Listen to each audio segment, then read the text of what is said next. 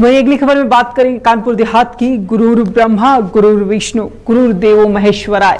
कहते हैं कि संसार में गुरु का महत्व सबसे बड़ा होता है, गुरु से बढ़कर कोई और नहीं है। लेकिन आज कानपुर देहात में गुरु के साथ जो घटना हुई उसने गुरु और शिष्य के रिश्ते को तार तार कर दिया। सरकार स्कूल चलो अभियान चला रही है जिससे बच्चे अधिक संख्या में स्कूल में आए और शिक्षा ग्रहण कर आगे बढ़कर अपने लिए कुछ करें। लेकिन कानपुर देहात में स्कूल चले अभियान को लेकर शिक्षक की अलख जगाने वाले एक शिक्षक को ऐसा करना महंगा पड़ गया।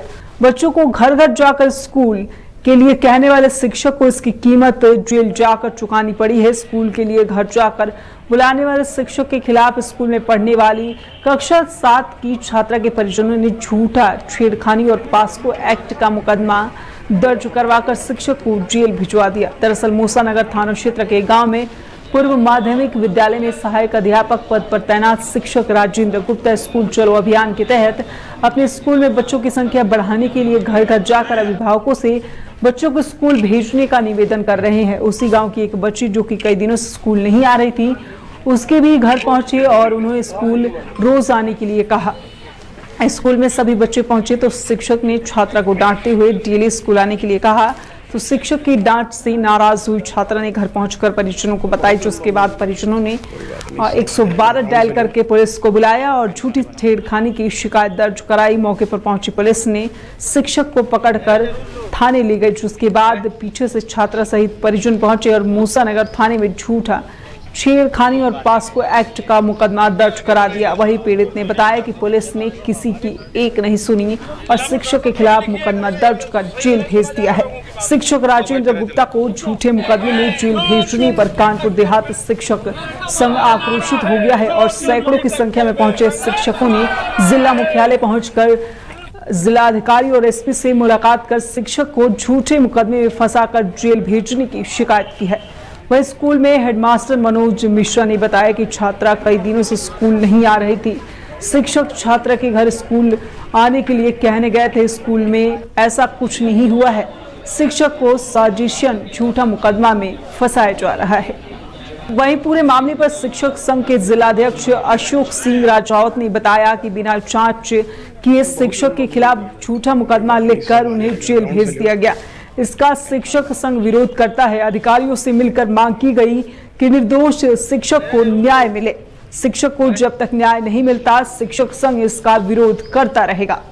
जी क्या है मामला जो आज आप डीएम साहब से क्या आए हैं? हमारे बलासा विकास खंड में यूटीएस बमरौली में शनिवार की घटना है।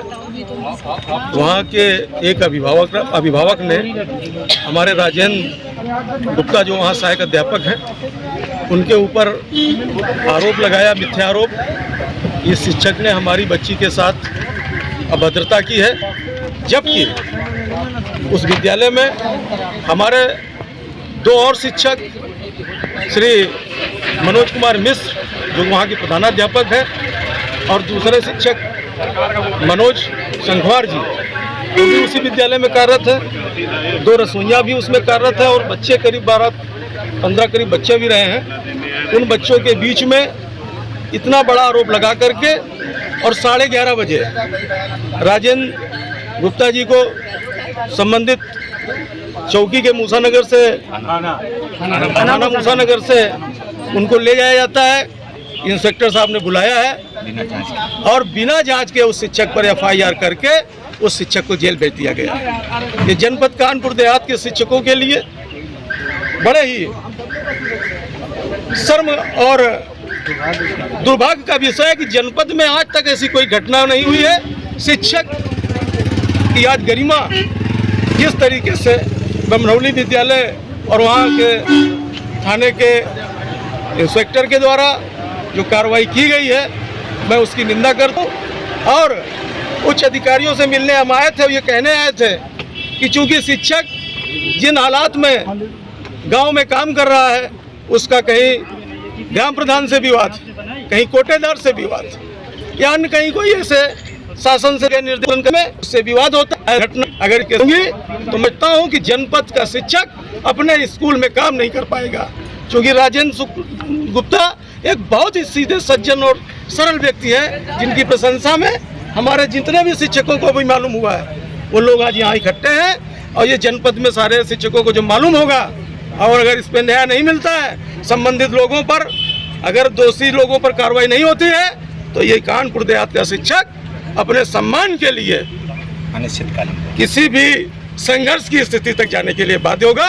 डीएम साहब महोदया से मिले हैं, उन्होंने एसपी साहब के लिए भेजने के लिए कहा कि एसपी साहब से मिलिए और इसके बाद एसपी साहब से मिलने के बाद हम अपने साथियों के बीच में बैठ करके निर्णय लेंगे कि इसके लिए हम लोग आगे क्या लड़ाई करें। डीएम साहब से आप मिले, अपनी समस्या अपनी बताइए, कितनी उम्मीद है न्याय की आपको? डीएम साहब से जो बात हुई है, डीएम साहब ने सिर्फ एक बात कही है कि आपने अपनी बात कह ली है, मैं उस बच्ची से भी उसका क्या कथन है, क्या कहना है, जब तक मैं न सुन लूं तब तक मैं क्या कह सकती हूं।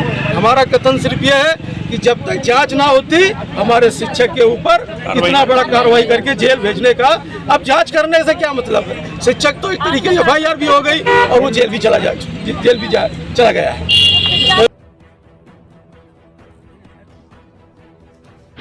देखिए, अभी कुछ शिक्षकों का प्रतिनिधिमंडल जिलाधिकारी महोदया से मिला था और उसके बाद हमसे भी उन्होंने मुलाकात की। उनका कहना है कि 2 दिन पूर्व एक प्रकरण हुआ था थाना मूसा नगर में, उसके आधार पर एक शिक्षक हैं जो वहीं के प्राथमिक विद्यालय के हैं, उनको जेल भेजा गया। तो अब तक हमने उस प्रकरण को फिर दिखवाया और जानकारी की, तो हमें ये जानकारी मिली कि 2 दिन पूर्व एक यूपी 112 पर सूचना आई छेड़खानी 11 वर्षीय बच्ची के साथ।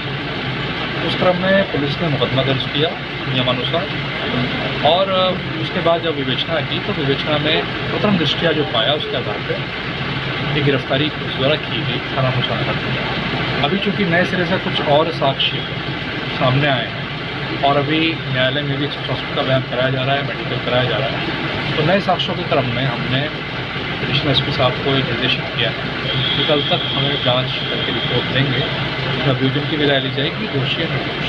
अगर दोषी हैं तो ऑलरेडी जेल में, निर्दोष पाए जाएंगे तो फिर उनकी संगत कार्रवाई करेंगे।